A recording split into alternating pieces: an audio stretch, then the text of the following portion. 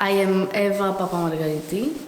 I am an artist, and in my practice I use a variety of mediums like sculptural installations, printed material and moving image in order to explore processes that are in the gray zone, in the middle zone, let's say, between digital space and material realities. I'm very interested in processes also that are related to the shifting and construction of our identities through our online presence, such as the creation of our vernacular language that we use on the internet, for example, avatars, and all sorts of imagery that, in a way, composes our everyday experience.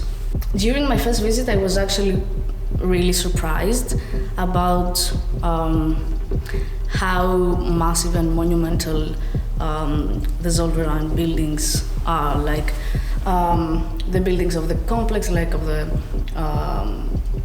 coke plant and everything, like the mixing plant. For me, it's like, this is another type of organism. It's a kind of an industrial organism that is now, of course, in a, it has shifted its identity in a way because it's no longer in use in this form like it used to be. So I started scanning elements of the natural world around the area, like textures, like plants, like fungi, like trees, even the soil that still has this kind of dark matter, that is very vibrant in the surrounding hills. So for me, this is also part of the history of the area, because all these elements have absorbed, in a way, the processes that have been happening all those years.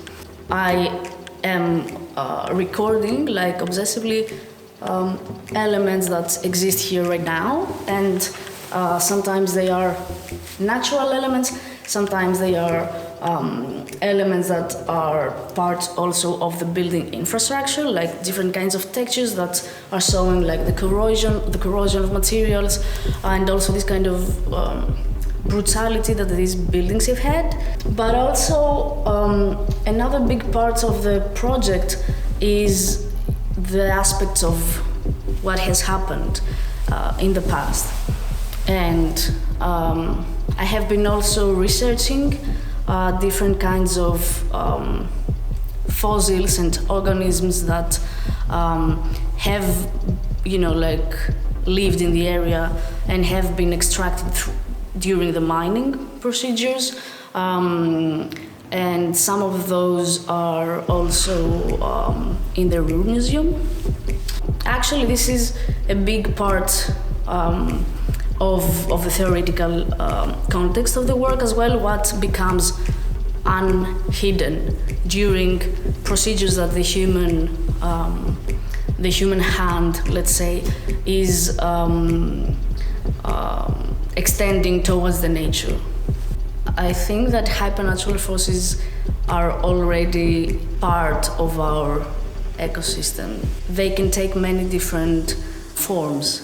They can be completely natural, and we have seen what is happening around the globe, like extreme conditions and extreme phenomena are happening, and somehow they remind us of the fact that we are a bit helpless, if Earth decides to actually take the lead. I think we are actually quite small in comparison to this massive force that the Earth is.